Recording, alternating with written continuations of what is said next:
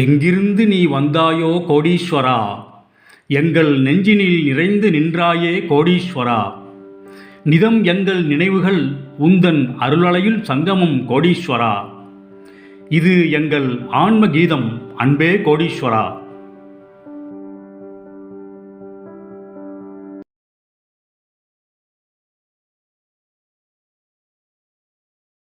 கோடீஸ்வராய நமக. வணக்கம். பொள்ளாச்சி பக்கத்தில் சங்கம்பாளையங்கிற இடத்துல உள்ள ஒரு வாழும் சித்தருங்க. அவருக்கும் எனக்கும் உள்ள அனுபவத்தை பற்றி பார்க்க போகிறோம். நீங்கள் இவரோட யூடியூப் நீங்கள் 2-3 பார்த்துருக்கலாம். பட் என்னன்னு கேட்டிங்கன்னா, இப்போ திருநீர் சித்தருங்கிறாங்க. அப்போல்லாம் நான் சந்தித்த ஆரம்ப காலத்துலலாம் அவருக்கு பேரே கிடையாதுங்க. திருநீர் சித்தர்ன்ட்டு அவருக்கு பேரே கிடையாது. சில பேர் சொல்லுவாங்க எண்ணெய் சாமியார் அப்படிம்பாங்க. அந்த கதையெல்லாம் நான் உங்களுக்கு சொல்கிறேன், என்னோட அனுபவத்தெல்லாம் சொல்கிறேன். எண்ணெய் சாமியார்பாங்க. அதுக்கு பிறகு காலப்போக்கில் திருநீர் சித்தர்னு பேர் வந்ததுங்க. இவரோட ஸ்டோரி என்னன்னு கேட்டிங்கன்னா, பொள்ளாச்சி பக்கத்தில், அதாவது சங்கம்பாளையத்தில் இப்போ இருக்காருங்க. சங்கம்பாளையத்துக்கும் பக்கத்தில் உள்ள ஒரு ஊரில் ஒரு தம்பதிகள், அவங்களுக்கு விருப்பமான ஒரு கோயில் ஒன்று அங்கே இருக்குங்க. அந்த கோயிலில் உள்ள ஒரு அருமையான காட்சிகளையும் அருமையான விக்கிரகங்களையும் தரிசனம் பண்ணுறதுக்காக ஒரு தம்பதிகள் அங்கே போயிருக்காங்க. அந்த தம்பதிகள் எனக்கு தெரியும், அவங்களுக்கு எனக்கு பழக்கம் இருக்குது. இப்போ டச் விட்டு போயிடுச்சு, அதெல்லாம் நான் அப்புறம் சொல்கிறேன். அந்த தம்பதிகள் போனப்போ அங்கே பக்கத்தில் யாரோ ஒரு மகான் மாதிரி ஒருத்தர் உட்காந்துட்டு இருந்தார். அவரை தரிசனம் பண்ணுறதுக்கு 5-6 பேர் வந்தாங்க. இதெல்லாம் அவங்க பார்த்துக்கிட்டே இருந்தாங்க. அவங்க தரிசனம் முடிச்சுட்டு அந்த தம்பதிகள் அவங்க காரில் உட்கார்றப்ப இவரும் காரில் போய் பின்னால் உட்காந்துட்டாருங்க. அவங்க ஃப்ரெண்டில் 2 பேர் உட்காடுறாங்க. தம்பதிகள் 2 பேரும் பின்னால் டோரை திறந்து காரில் உட்காந்துட்டாருங்க. உட்காந்தோடனே அந்த தம்பதிகள் என்ன சாமி நீங்கள் வரீங்களா அப்படிங்கிறப்ப வர்றேன் அப்படின்னாலாம். இதெல்லாம் அந்த தம்பதியிலேட்டு சொன்னாங்க. அதுக்கு பிறகு நடந்த சம்பவம் நான் அவங்களை சொல்கிறேன். என்னன்னு கேட்டிங்கன்னா, அவங்க கூட்டிகிட்டு போய் அந்த கிராமத்தில் உள்ள அவங்க தோட்டத்தில் இந்த மகானை வச்சுருந்துருக்காங்க. அப்புறம் பலவித காரணங்கள்னால அங்கே தொடர்ந்து அவங்க இருக்க வைக்கல, அந்த மகானை இருக்க வைக்கல. ஏன்னு கேட்டிங்கன்னா, பக்கத்தில் உள்ள தோட்டத்துக்காரங்க, பக்கத்தில் உள்ள வீட்டில் உள்ளவங்கெல்லாம் இவர்கிட்ட கம்ப்ளைண்ட் பண்ண ஆரம்பித்தாங்க. இந்த மாதிரி ஒரு சாமியார், யாரோ ஊர் பேர் தெரியாத சாமியார் உட்கார வச்சுருக்கீங்க, எங்களுக்கு பாதுகாப்பு இல்லைங்க அப்படி இப்படின்ட்டு ரொம்ப ரொம்ப சங்கடமாக சொல்ல ஆரம்பித்தாங்க. அந்த டயத்தில் என்னென்னு கேட்டிங்கன்னா, இப்போ இருக்காது பாருங்கள், அந்த வெள்ளிங்கிரி அண்ணன்ட்டு அந்த மகானை பார்த்துக்கிறதுக்கு ஒருத்தர் இருக்கார், ஒரு அன்பான அருளாளர். எனக்கும் அவரை தெரியும், அவருக்கு எனக்கு நல்ல பழக்கங்க. அந்த வெள்ளிங்கிரி அண்ணன் எப்படின்னு கேட்டிங்கன்னா, அந்த தோட்டத்துக்கு அடிக்கடி போயிட்டு இருந்தார், மகானை தரிசனம் பண்ணிட்டு இருந்தார். ரொம்ப இந்த மகான் மேலே ரொம்ப பக்தியாக இருந்தார். இந்த காலகட்டங்களில் அங்கே பல பேர் பல விதமாக சொன்ன உடனே அந்த வெள்ளிங்கிரி அண்ணன் இந்த தம்பதிகள்கிட்ட கேட்குறாரு, நான் வேணால் இங்கே பக்கத்து தோட்டத்துக்காரங்கெல்லாம் சாமி இருக்கிறத பிடிக்கலங்க, நான் வேணால் என்னோட இதில் வச்சுக்கிறேன், எங்கள் ஊரில் வச்சுக்கிறேன் அப்படின்னோடனே இந்த தம்பதிகளும் ஒத்துக்கிட்டாங்க. அப்புறம் தான் கூட்டிகிட்டு வந்தாருங்க. இதெல்லாம் எந்த வருஷம்னு கேட்டிங்கன்னா, நான் நினைக்கிறேன் ஒரு 10 வருஷம் அளவு.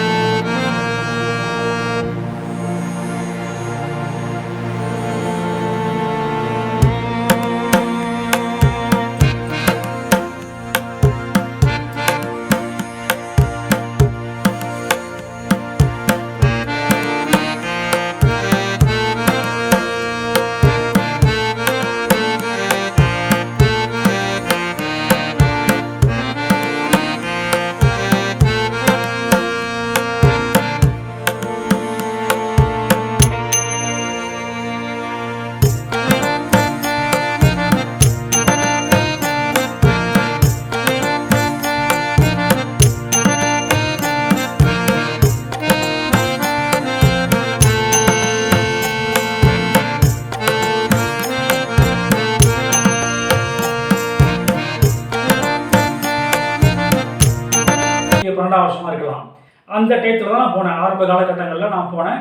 அப்போ இவரை முதல்ல ஆதரிச்சு அந்த தம்பதிகள் வருவாங்க, அடிக்கடி வருவாங்க, என்னோட பேசிக்கிட்டு இருப்பாங்க. வெள்ளங்கிரி அண்ணன், நான் அவங்களாம் ரொம்ப சந்தோஷமாக பேசிக்கிட்டு இருப்போம்.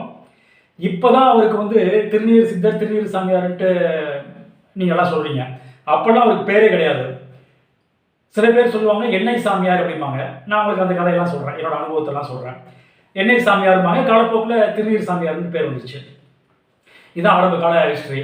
மற்றபடி அவரோட பேர் என்ன, எங்கேருந்து வந்தார், அவங்க அம்மா அப்பா யார், அவங்க பிறந்த வரலாறு, வளர்ந்த வரலாறு, இதெல்லாம் யாருக்குமே தெரியாது.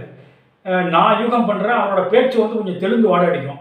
அதனால் ஏதோ தெலுங்கு பக்கத்துலேருந்து, தெலுங்கு தேசத்துலேருந்து வந்திருப்பாருன்ட்டு நான் நினைக்கிறேன். இது உறுதியான தகவல் இல்லை, ஆனால் அந்த பேச்சை பார்த்து நான் என்னோட பழக்கத்தை வச்சு நான் உங்களுக்கு சொல்கிறேன். தமிழ் வந்து அப்போல்லாம் வந்து அவ்வளோ சரளமாக ஒரு தமிழ் தெரியாது. கொஞ்சம் கொஞ்சம் பேசுவார், ஆனால் இப்போ கொஞ்சம் நல்லா பேசுவாருங்க. இது ஆரம்ப கால வரலாறு. அந்த 2012ஆம் வருஷத்தில் நான் வந்து அவரை தரிசனம் பண்ணதுங்க. வெள்ளைங்கிரி அண்ணன், நான், அவர் 3 பேர் மட்டும்தான் இருப்போம். ஒரு மணல் மேடு மாதிரி இருக்கும், மணலை குமிச்சு போட்டிருப்பாங்க, அந்த மணலில் தான் உட்காந்துருப்போம். பக்கத்தில் வந்து ஒரு கட்டி முடிக்கப்படாத ஒரு கன்ஸ்ட்ரக்ஷன் இருக்கும். அந்த குமிக்கப்பட்ட மணலில் நான், அந்த சித்தர், வெள்ளைங்கிரி அண்ணன் இப்போ இருக்கார்ல அவங்க எல்லாம் பேசிகிட்டு இருப்போம். அன்றைய இரவு, அதாவது 2012ஆம் வருஷம் நான் சொல்கிறது, அன்னைக்கு நைட்டு வந்து அந்த மணலில் நான் சித்தரோட நான் படுத்திருந்தேன். நான் வெள்ளைங்கிரி அண்ணன், இப்போ இருக்க வெள்ளைங்கிரி அண்ணன், அந்த சித்தர் 3 பேர் ஒன்றா படுத்திருந்தோம். அந்த காட்சிகள் எல்லாம் என்னுள்ளே பசுமரத்தாணி போல மனதில் அப்படியே ஆழமாக பதிஞ்சிருக்கு.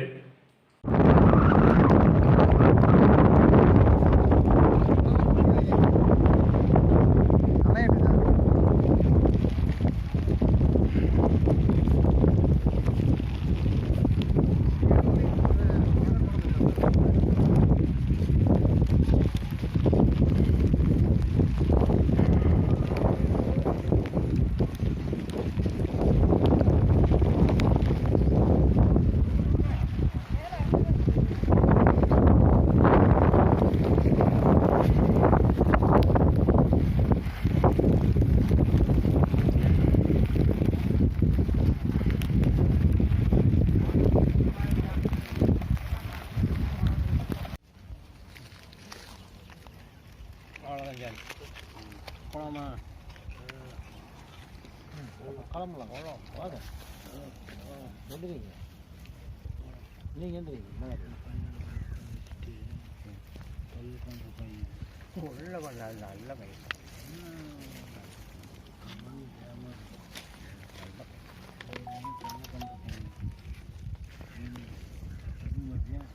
நீ சொன்னால் சரி, யாராச்சும் கொடுக்கறனாலும் கொடுத்துடலாம், வச்சுக்கனாலும் வச்சுக்கலாம், வித்தரலான்னு வித்தரலாம். அடிக்காது போகும். சரி.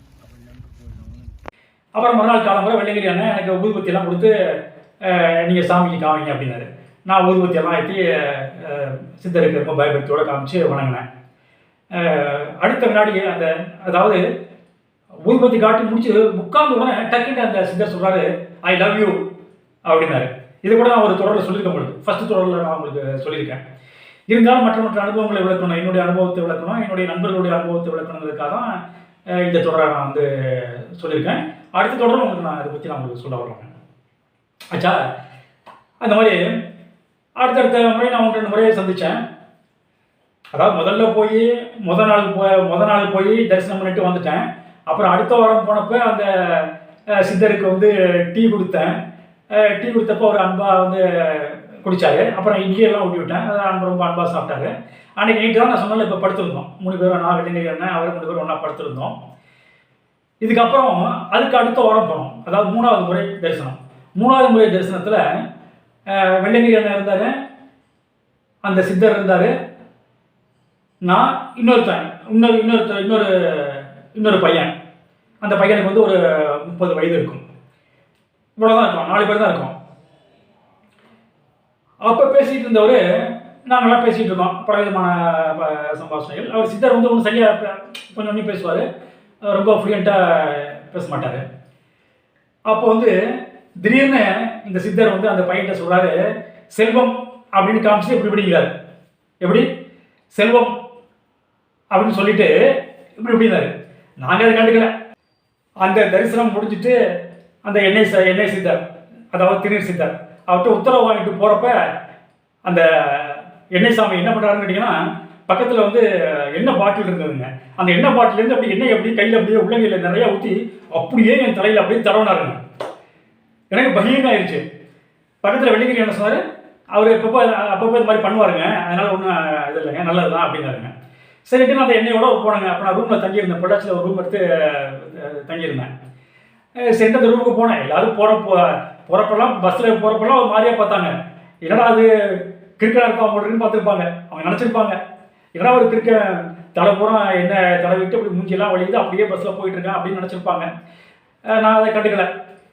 லாட்ஜுக்கு போனேன். லாட்ஜுக்கு போனப்போ அங்கேயும் வந்து அந்த ரிசப்ஷனிஸ்ட் அந்த அந்த பொண்ணு, அப்புறம் பக்கத்தில் உள்ளவங்க மாதிரியா பார்த்தாங்க. நான் எதுவுமே கண்டுக்கல. அப்புறம் பாருங்க ஒரு பயங்கர அதிசயம் பாருங்க. ரூமில் போய் உட்கார்றேன்.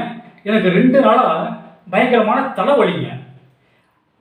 ரூமில் போய் நான் வந்து காட்டில் உட்கார்ந்த பிறகு தான் நான் யோசிக்கிறேன், என்னடா அது 2 நாளாக தலைவலி இருந்தது, கடுமையான தலைவலி. அந்த திருநீர் சாமியாரை பார்த்து பேசிகிட்டு இருந்தப்போ கூட தலைவலி கடுமையாக இருந்தது. இப்போ என்னடா தலைவலியே இல்லை அப்படின்னு பார்க்குறேன். அப்போ தான் டக்குன்னு எனக்கு வந்து நான் புரிஞ்சுக்கிட்டேன், ஆகா இதெல்லாம் வந்து இந்த எண்ணெயோட மகத்துவம். அந்த வெள்ளிங்கிற எண்ணெய் கூட சொன்னார், சில பேருக்கு இந்த மாதிரி எண்ணெய் தடவுவாருங்க, நல்லது தான் அப்படின்னாரு. அதெல்லாம் நினச்சி பார்த்தேன். அந்த தலைவலியும் சுத்தமாக போயிடுச்சுங்க.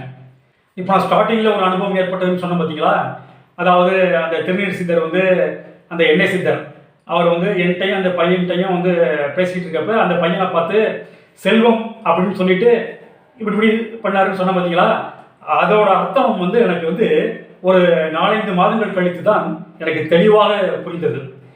என்னன்னு கேட்டிங்கன்னா, இங்கே சென்னையில் வந்து முக்கியம் துறைப்பாக்கங்கிற ஏரியாவில் நான் போயிட்டு இருந்தப்ப அன்எக்ஸ்பெக்டடாக அந்த பையனை பார்த்தேன். பார்த்தோன்னே ஒரு ஹலோ பிரதர் அப்படின்னாரு. நானும் ஹலோ பிரதர்னா 2 பேரும் ரொம்ப சந்தோஷமாக பேசிகிட்டு இருந்தோம். பேசிகிட்டு இருந்துட்டு வாங்க அப்படின்ட்டு பக்கத்தில் ஒரு ஹோட்டல் இருந்தது. அந்த ஹோட்டலில் வந்து சாப்பிட்டுட்டு வெளியே வந்து மறுபடியும் மகிழ்ச்சியோட பேசிகிட்டு இருந்தோம். பேசிகிட்டு இருக்கப்ப நான் அன்எக்ஸ்பெக்டடாக அந்த போர்டை பார்க்குறேன், கடையோட போர்டை பார்க்குறேன், செல்வா ஹோட்டல்னு போட்டிருக்குது. டக்குன்னு அவரும் பார்க்குறாரு. அவரும் வந்து நான் அப்படி பார்த்தோன்னே அவரும் இப்படி பார்த்தாரு. பார்த்தோன்னே 2 பேரும் செல்வா ஹோட்டல்ன்ட்டு படித்தோன்னே 2 பேரும் கரெக்டாக ஞாபகம் வந்தது. அவரும் சொன்னார், நானும் சொன்னேன். நான் சொன்னேன், பார்த்தீங்களா அன்றைக்கி வந்து உங்கள்கிட்ட செல்வம் அப்படின்ட்டு இப்படி சொன்னார் பார்த்தீங்களா, அது அர்த்தம் பாருங்கள். இந்த செல்வா ஹோட்டலில் நம்ம வந்து சாப்பிட போகிறது அப்பயே 5-6 மாதம் முன்னாலேயே அவர் வந்து அவருக்கு தெரிஞ்சிருக்கு. ஏதோ அவரோட மகிமையை உணர்த்துறதுக்காக நமக்கு ஒரு அனுபவத்தை ஏற்படுத்தியிருக்காரு அப்படின்ட்டு சொல்லி சந்தோஷப்பட்டவங்க. அதெல்லாம் நினச்சி பார்க்குறப்ப அதெல்லாம் எனக்கு ஒரு வாழ்க்கையின் ஒரு மறக்க முடியாத அனுபவங்கள் அந்த லிஸ்ட்டில் அதுவும் வருதுங்க. மற்றும் பல அன்பர்களின் அனுபவங்கள் எனக்கு தெரிய வந்தது. குறிப்பாக வந்து பொள்ளாச்சியில் செந்தில்ட்டு என்னுடைய நண்பர் ஒருத்தர், அவரும் பல அனுபவங்களை சொன்னார். நான் எல்லா அனுபவத்தையும் உங்களுக்கு தொடர்ந்து வரப்போகின்ற நாட்களிலே பகிர்ந்து கொள்வதில் மிகவும் ஆவலாக இருக்கின்றேன். அதுவரை உங்களிடமிருந்து விடைபெறுவது உங்கள் கோடி நேசன்.